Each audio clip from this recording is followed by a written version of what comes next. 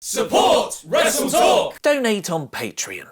Becky Lynch is the new SmackDown Women's Champion. Brock Lesnar returned in the main event. And can someone check on Dean Ambrose and Drew McIntyre, please? I never saw them get off the cage. Are they still up there? I'm Ollie Davis. Press the thumbs up and vote in the poll above my head to give your thoughts on the show, where you can choose from Best of Both Worlds, Great Per View, Thumbs in the Middle, Meh Per View, and the Worst of Both Worlds, while I review WWE Hell in a Cell 2018 in about 4 minutes. New Day pointed out they were defending the tag team titles at their 4th consecutive Hell in a Cell show, a momentous milestone, perfect for the pre-show. Big E and Kofi Kingston won a frantic match, with Aiden English as the standout. A slight bit of confusion between him and Rusev leading to the loss, meaning Kofi's Trouble in Paradise finish on English wasn't just a move, it was potentially foreshadowing for a Rusev Day breakup. The main show opened with a blood feud so intense, even the Hell in a Cell cage was red, because that's what this pay-per-view concept needs. More gimmicks. Apart from a few bits outside early on and the finish, this match would have been perfectly fine without the cage stipulation. The most visceral spot being Randy Orton sliding a screwdriver through Jeff Hardy's ear piercing and twisting the lobe, allegedly. Stacking up weapons like 13-year-old me playing SmackDown Just Bring It, the finish came when Jeff used a ladder to hang from the ceiling of the cage for Randy to move and Jeff to splash through a table.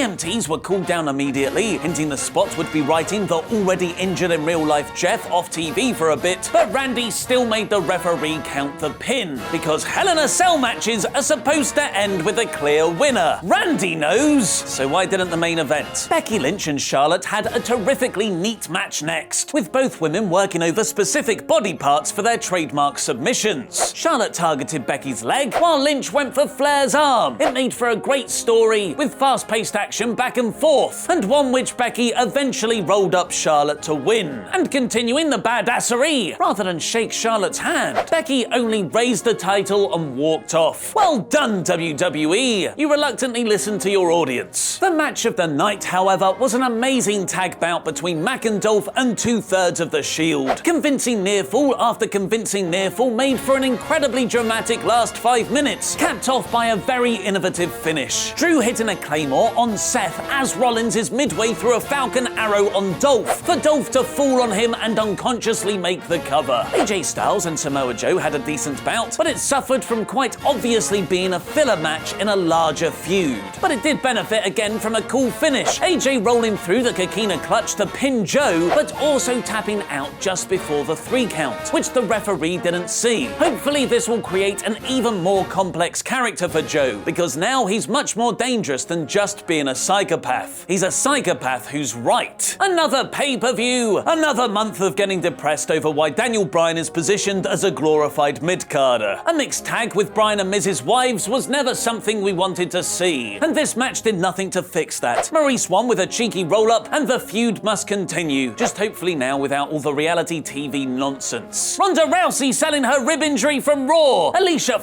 and Mickie James interfering, Natalya attacking the heels outside. Ronda versus Alexa Bliss had a lot of smoke and mirrors, but at least they were fun smoke and mirrors. Ronda entering mean face mode, far superior to Brie mode, never gets old, and the crowd genuinely popped for Rousey locking in the armbar just before the finish. Isn't it nice when protected moves get over? Oddly, Alexa and Rousey's smoke machine and Hall of Mirrors were left out for the main event, which not only included the angry Hell in a Cell structure, a Mick Foley special guest referee, and selection of various weapons, but also everyone ever running out to interfere, including guys not even with the company anymore. It started with Mac and Dolph trying to enter the cage to help Braun after a Roman spear, apparently the most devastating spear ever hit, because it left both men down for 20 minutes, for Dean and Seth to chase them up to the top of the cell. McIntyre and Ambrose were left fighting up there, and no one's seen them since, and Rollins and Dolph fought on the cage wall to fall through the commentary desks at ringside. And if all that wasn't enough, we've then got the shock return of Brock Lesnar, Brock Lesnar's beard, and Paul Heyman, because that Universal title is getting defended way too often, and they're here to put a stop to it. And stop it they did. Rather clunkily so, actually. After the admittedly awesome surprise of Brock coming back, him ripping the cage door from its hinges, pivot, and Heyman pepper spraying Foley, Lesnar gave Braun Braun and Roman an F5 each, who were still down after that one spear 20 minutes ago, and the match was called off. Yeah, a Hell in a Cell match ended in a DQ. On the 20-year mark after Mick Foley famously wouldn't let the match be called off after substantially more punishment. And just several hours after Orton demanded the referee end his match with a decision. It was an unfortunately flat and frustrating finish to what was otherwise a rather fun pay-per-view, with the Becky title change, excellent tag match, and the genuine shock of Lesnar's return. And with a rather restrained 8-match card, all the wrestling got a decent amount of time. And for that reason, I'm giving Hell in a Cell a low great per view.